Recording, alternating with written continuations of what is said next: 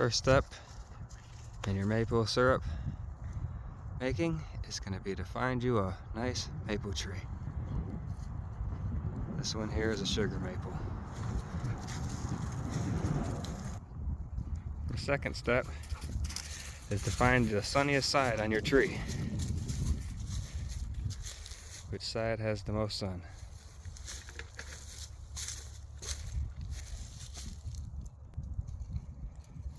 Third step is inserting your tap.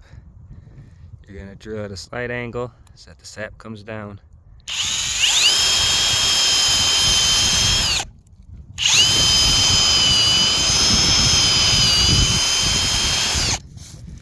Just like that.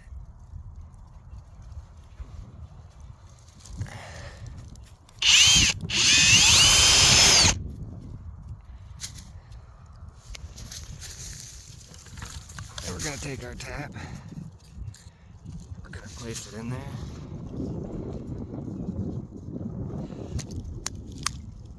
Get a nice little tap in there. Get a bucket set into place.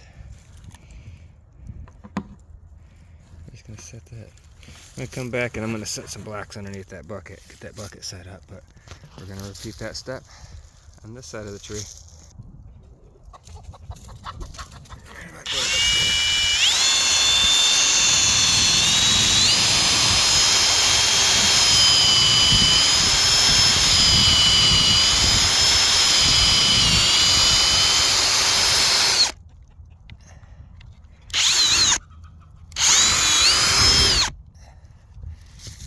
Debris out of that hole. Try to get that tap set into place. Give it a nice tap into the tap. And then just run your hose back into your bucket. And that step is complete. Alright, we got the black underset nice and level. We're in business.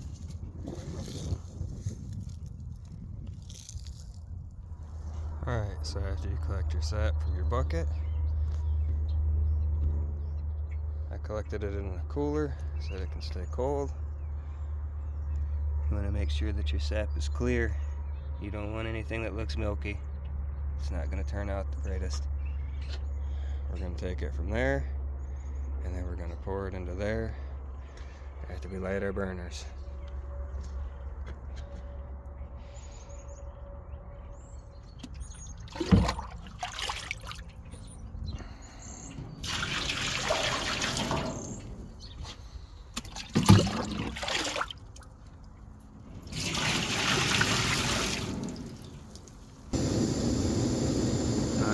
Got our fire going.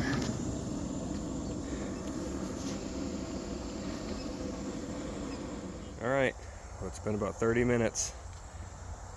She's starting to heat up. You can see the vapors are starting to come off. Here in just a little bit, I'm going to show you how to make that to that. Alright, well, after you get the boil going so far, you're going to get these bubbles that are going to start happening. You're going to want to get one of these little scoopers so you can try to filter out these bubbles. Take it like that, I'll drain it out, tap it on the plate. Just kind of picking up them bubbles, and that's going to be what's going to collect all the little imperfections in your sap. When you collected it, the little pieces of grit and bark and bugs, it's all going to be in there. You can see that right there. Keep doing that and repeating it. Alright, well, it's getting pretty low down there. Starting to smell a little bit of sweet maple syrup smell. So we're going to let that propane finish running off, and then we're going to drain it down into this, which is a couple of filters. I got that set up so that it goes down into there.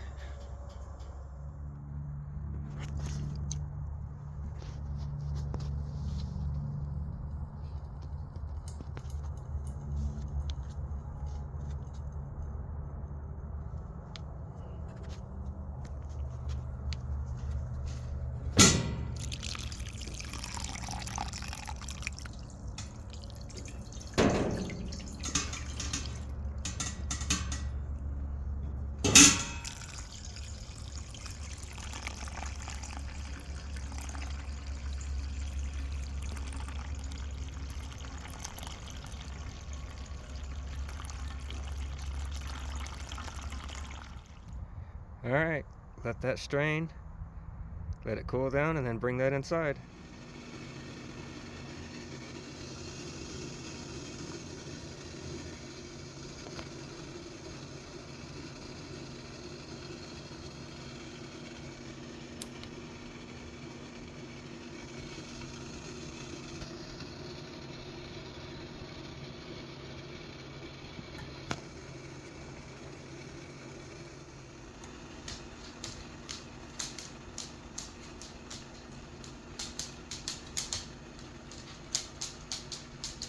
Oh, she's getting close. She's right on the edge.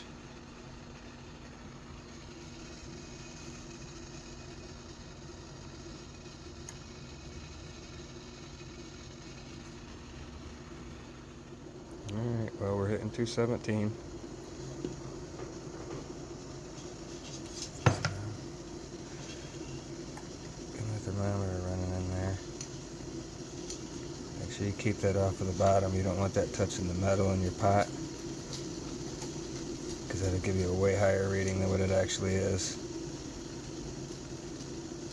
Once you start getting pretty close, you start getting all these bubbles starting to form. So that's when you know when you're starting to get really, really close. You don't want to let that temperature get too high, because you'll start turning it into other stuff besides your maple syrup. Alright, once your syrup has reached 217 degrees, you want to start your next process of decontamination. You want to put your jars in your water and let those simmer for about 10 minutes.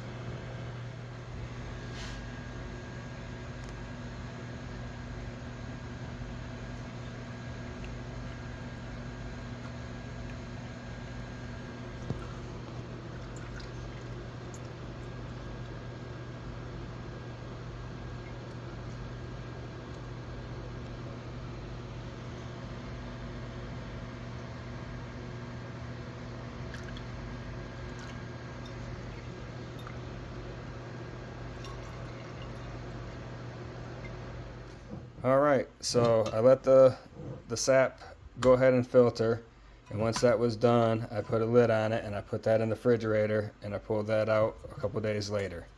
It's been about 2-3 days since I did my original filtration, and I came up with 2 different batches now, and you can definitely see the color difference. As the year gets on, it's going to start getting darker and darker. When you first run your first batch, you're going to have almost a clear amberish color. They're going to look great.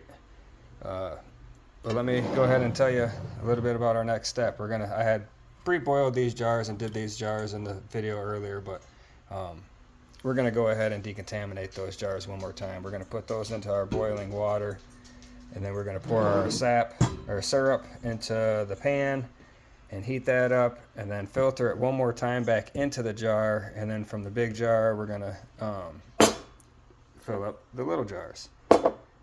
And I will show you the final steps right after we get that filled.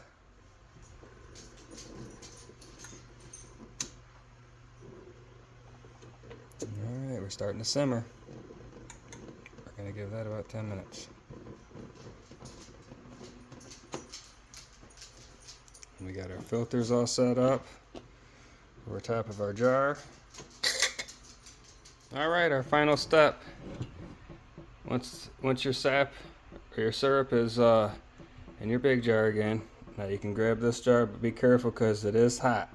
You can use a mitten if you like, but then you're going to take and fill up each one of these little jars.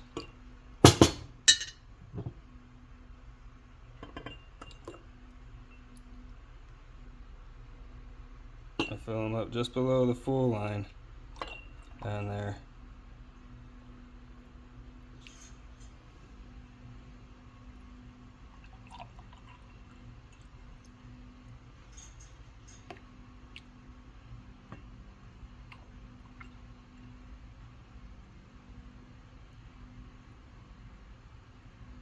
I think my math was a little off.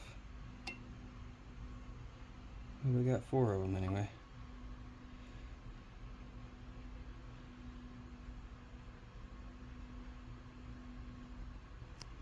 That's that. I'm gonna take and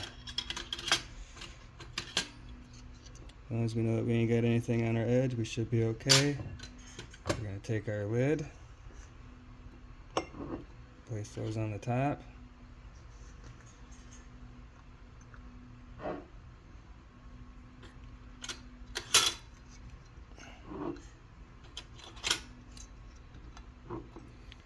Like so. We're going to tighten those lids on top of those.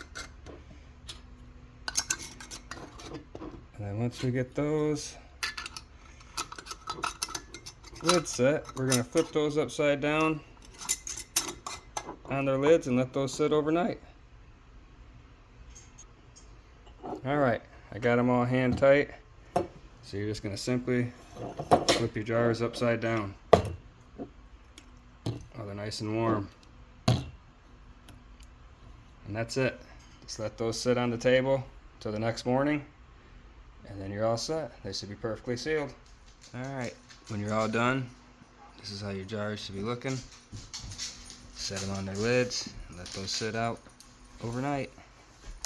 In the morning you can flip them over and they're all set to store away. Thanks for watching, everyone.